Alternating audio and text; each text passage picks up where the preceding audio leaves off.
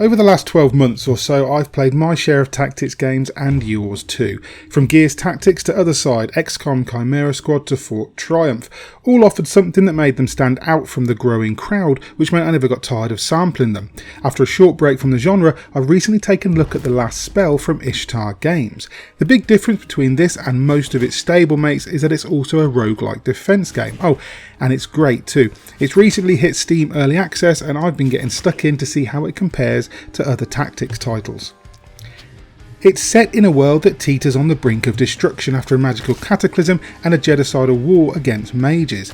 As the few remaining magic users prepare one last spell to save the world, your ragtag band of heroes will need to defend them night after night from hordes of monsters, zombies and demons.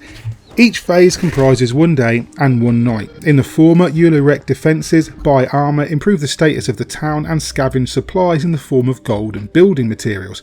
In the night, you'll engage in turn-based battles against overwhelming floods of nasties. Initially, you'll have 3 heroes, or 4 if you opt for the easy mode. These are random, but you'll usually get a melee fighter, a ranged archer and a mage. All your characters have a set number of action points with which to move, attack and defend. You have quite a few too compared to most other tactics games, and you'll need them as well as the enemy come at you in force.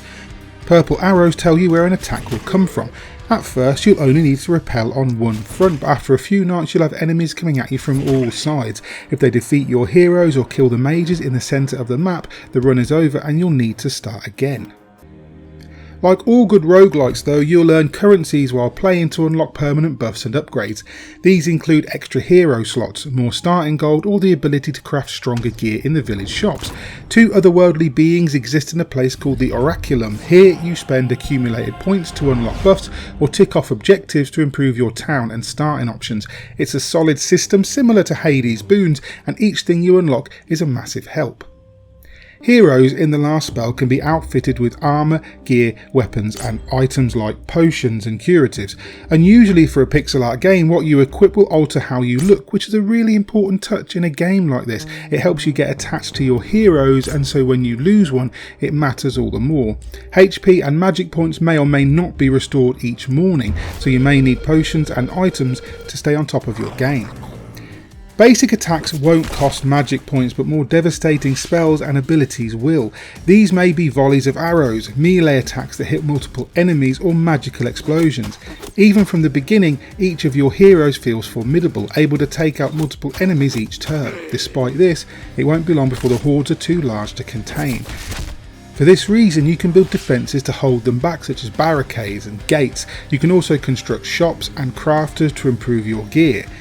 The early access portion isn't huge, featuring just one town to defend. The size of the world map though suggests there'll be multiple towns and settlements added down the line, yet even at this early stage The Last Spell feels like something special. The art style is lovely and the roguelike elements feel natural alongside the turn-based tactics. When the full game is released, I expect The Last Spell to take a lot of people by surprise. I hope you enjoyed that preview of The Last Spell from Ishtar Games. It's currently available on Steam Early Access and it's well worth checking out. If you liked the video, please consider hitting like and subscribe. Maybe tag that bell icon too so you're kept up to date with all the news, reviews, previews, whatever that we post on a given day. And if you want to support us via Patreon, we really do appreciate everything that you guys do for us. In the meantime, I've been Mick Fraser for God is a Geek, and you guys have been lovely. Bye.